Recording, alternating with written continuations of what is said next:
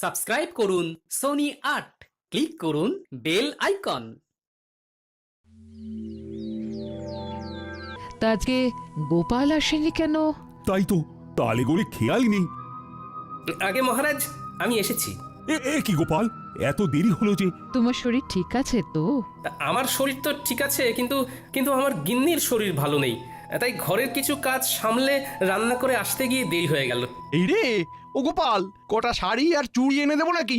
গোপাল, তাহলে সুগৃহিণী দক্ষ রাধুনী হয়ে গেলে নাকি?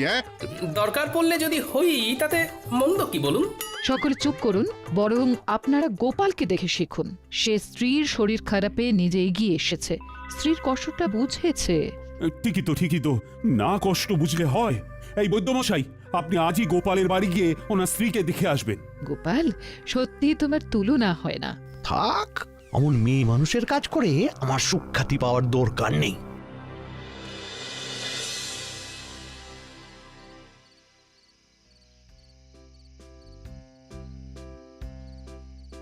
কি ব্যাপার রানী, এমন উদাস ভাবে বারান্দায় দাঁড়িয়ে? ভাবছি গোপাল গিন্নির কত ভাগ্য ভালো। কেন? এই যে সে এমন এক স্বামী পেয়েছে যে তার সব দুঃখ কষ্ট বোঝে। ও, আর তোমার স্বামী বুঝি সেটা বোঝে না? না, কিছু কিছু সময় বোঝে, আবার কিছু কিছু সময় বোঝে না। আচ্ছা বুঝেছি। তোমার মন পেতে গেলে আমায় তাহলে একদিন লুকিয়ে লুকিয়ে ঠাকুরদের সরিয়ে তোমাকে রেঁধে খাওয়াতে হবে, তাই তো? আপনি রাঁধতে পারবেন? কি জানি, তবে চেষ্টা করে দেখতে পারি। আমার মনে হয় আপনি আর আপনার সভাসদেরা, মানে গোপাল বাদে কেউ রাঁধতে পারবেন না। এত বড় অপবাদ দিও না রানী। গোপাল ছাড়াও আর বাকিদের ভিতরে কেউ না কেউ নিশ্চয়ই রাঁধতে পারে। বলছেন? আচ্ছা, একটা কাজ করলে কেমন হয়? কাজ? কি কাজ? আপনাকে ওই দিন বলছিলাম না, আপনার পশ্চিম দিকের মাঠটায় ওদের কিছু একটা উপরি আয়ের জন্য ব্যবস্থা করে দিন। হ্যাঁ, তার সাথে এর কি সম্পর্ক? শুনুন, আপনি আপনার সভাসদদের বলুন তারা ওই মাঠটায় নিজের ইচ্ছে মতো তৈরি করা খাবারের দোকান ওই বিকেলবেলার দিক থেকে রাত্রিবেলা পর্যন্ত দিতে পারেন। তাতে কি লাভ হবে? তাতে এনাদের উপরি আয়ও হবে। সবার কাজ শেষ করে তারা অনায়াসে খাবার দোকান খুলে খাবার বিক্রি করতেই পারবেন। হ্যাঁ, দারুণ বলেছে তো। আচ্ছা, তাই খাবারগুলো কি সভাসদেরই বানাতে হবে? এমন কোনো কথা আছে কি? মানে, যেহেতু তুমি তখন ওই রান্নার প্রসঙ্গ তুলেছিলে, তাই জিজ্ঞাসা করছি। সেই খাবারগুলো সভাসদেরই বানাতে হবে এমন তো কোনো বাধ্যবাধকতা নেই।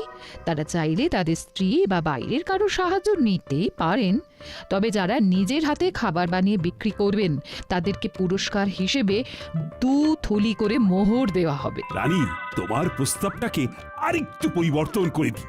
সভাসদের এমন বলি, বেশ কিছুদিন ব্যাপী পশ্চিম দিকের বড় মাঠটায় একটা ভোজন মেলার আয়োজন করতে চাই। তাই আমার ইচ্ছে, আমার সভাসদেরা এই ভোজন মেলায় হরেক রকম খাবারের পসরা নিয়ে খাবারের দোকান দিক। তার মধ্যে যে সভাসদেরা নিজের হাতে রান্না করবে তারা প্রত্যেকে পুরস্কার বাবদ 2 থলি করে মোহর পাবে, এবং যে সভাসদের খাবারের দোকানে সব থেকে বেশি বিক্রি হবে সে পুরস্কার স্বরূপ 5000টা মোহর পুরস্কার পাবে। অতীব উত্তম।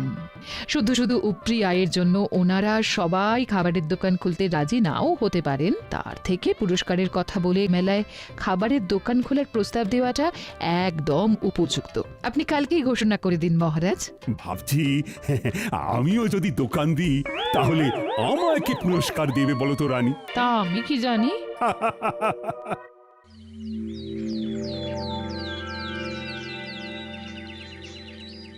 হ্যাঁ, তোমাদের সকলকে আজ একটু তাড়াতাড়ি ডাকার পিছনে আমার একটা বিশেষ উদ্দেশ্য আছে। কি উদ্দেশ্য মহারাজ? আমি তোমাদের সকলের উপরি আয়ের জন্য একটা পদ ভেবেছি। বাহ বাহ বাহ! কি উপায় আপনি ভেবেছেন মহারাজ? আমি আমার পশ্চিমের মাঠটায় একটা ভোজন মেলার আয়োজন করতে চাই। সে অতীব ভালো, কিন্তু মেলায় গেলে তো খাবার কিনতে কিনতেই প্রচুর খরচ হয়ে যাবে। তাহলে এভাবে আমাদের উপরি আয় হবে কি করে মহারাজ? নিজের দোকান থেকে খেলে ব্যয় হবে না মন্ত্রী। নিজের দোকান মানে? আপনি কি ওই মেলায় আমাদের দোকান দিতে বলছেন মহারাজ? একদম ঠিক। আমি চাই পশ্চিমের মাঠে আয়োজিত সারা কৃষ্ণনগর ব্যাপী ভোজন মেলায় সাধারণ প্রজাদের পাশাপাশি আমার সভাসদেরাও খাবারের দোকান দিক। দোকান দিলে উপরে আয় হবে বটে, কিন্তু দাঁড়াও দাঁড়াও, আমার ঘোষণা এখনো শেষ হয়নি। আমি ঠিক করেছি আমার সভাসদদের ভিতরে যারা নিজেরা হাতে করে খাবার বানিয়ে বিক্রি করবে তারা প্রত্যেকে 2 থলি করে মোহর আমার তরফ থেকে পুরস্কার পাবে। আহা দাঁড়াও, এখনো তো কথা শেষ হয়নি। আর যে সভাসদদের দোকানে সব থেকে বেশি বিক্রি হবে সে আমার তরফ থেকে পুরস্কার বাবদ 5,000 মোহর পাবে। তার মানে খাবার বেশি বিক্রি করতে পারলে 5,000 মোহর পুরস্কার, আর নিজের হাতে খাবার বানাতে পারলে 2 থলি মোহর পুরস্কার। আবার নিজে খাবার না বানাতে পারলেও অন্য কারুর সাহায্য নিয়ে উপরি আয়ের জন্য দোকান দেওয়া যাবে, তাই তো মহারাজ? একদম, এই মেলা প্রায় মাসখানেক চলবে। তাহলে তোমরা কি ভাবছো, মানে আমার প্রস্তাবে কি রাজি হবে? আমি রাজি মহারাজ। আমি দোকান দিতে রাজি, যদি হেরেও যাই বাজি। আমিও রাজি। আমিও দোকান দেব। মহারাজ, দোকান না দিয়ে সবার দোকানের খাবার চেখে দেখার জন্য কোনো পুরস্কার নেই না? মন্ত্রী, দারুণ দারুণ জিনিস খাওয়ালে গোপাল, অপূর্ব স্বাদ। পুরটা খাসাও মেখেছো গোপাল। শুভেচ্ছা বন্ধু, একদম অন্য ধরনের জিনিস খাওয়ানোর জন্য। আর অসংখ্য ধন্যবাদ আমাকে লুচি আলুর দম শিখিয়ে দেওয়ার জন্য। আরে ধুর, কি যে বলো, তা বিক্রি কেমন হচ্ছে? আমার দোকানেও মন্দ নয়। আমার দোকানেও তোমার কল্যাণে বেশ ভালোই বিক্রি হচ্ছে। বাহ, শুনে ভালো লাগবে।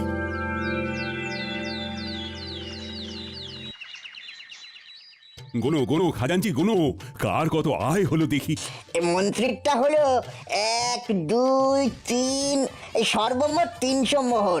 তবে মন্ত্রী মশাই নিজেই সব বানিয়েছেন। বেশ বেশ, পরের জন। পরের জন হলেন বিজ্ঞানী বাবু, তার মোহর 1, 2, 3, সর্বমোট 900 মোহর। ইনিও নিজের হাতেই খাবার বানিয়েছেন। এই বিজ্ঞানী আমার থেকেও বেশি আয় করেছে, এ কি কপাল! হ্যাঁ, এরপর সভাকবি, ওনার মোহরের সংখ্যা হলো 1, 2, 3, সব মিলিয়ে 850 মহারাজ। ইনিও নিজের হাতে খাবার তৈরি করেছেন। বাহ বাহ বাহ, চমৎকার। তারপর এরপর বৈদ্যমশাই, ওনার মোহর হলো 1, 2, 3, 600 মোহর মহারাজ। ইনিও নিজেই চপ বানিয়েছেন। এরপর গোপাল, মোহর হলো 1, 2, 3,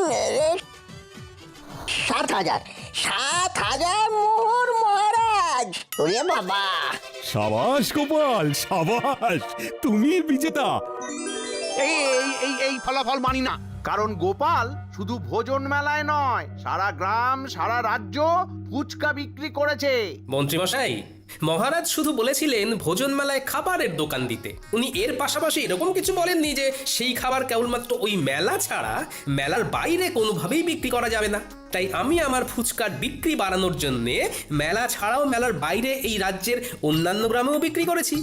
সুতরাং আমি জানি আমি কোনো অন্যায় বা অসততার কাজ করিনি। আমি গোপালের এই যুক্তিকে খণ্ডাতে পারবো না, কারণ গোপাল একদম অকাট্য যুক্তি দিয়েছে। ধন্যবাদ ধন্যবাদ গোপাল, তুমি আরেকবার আমাদের চোখ খুলে দেখিয়ে দিয়েছো যে কিভাবে সততার সাথে পরিশ্রম করে নিজের আয় বাড়ানো যায়, কিভাবে বুদ্ধি খাটিয়ে কোনো নতুন জিনিসকে সবার সামনে তুলে ধরা যায়।